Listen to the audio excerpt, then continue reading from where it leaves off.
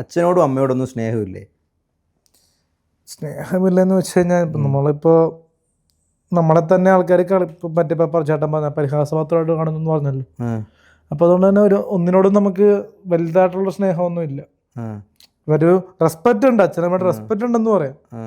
വലിയ രീതിയിൽ സ്നേഹമൊന്നുമില്ല. ഇല്ല. ഈയിടെ ഞാനൊരു ഇൻ്റർവ്യൂവിൽ പറയുന്നത് കേട്ടു, അച്ഛനും അമ്മയും മരിക്കാൻ കാത്തിരിക്കുമോ എൻ്റെ സ്വത്തുക്കളൊക്കെ എനിക്ക് കൈ കിട്ടാനെന്ന്. അത് മരിച്ചാലും ചിലപ്പോൾ കിട്ടാൻ ചാൻസ് പോവാം. അതെന്താ?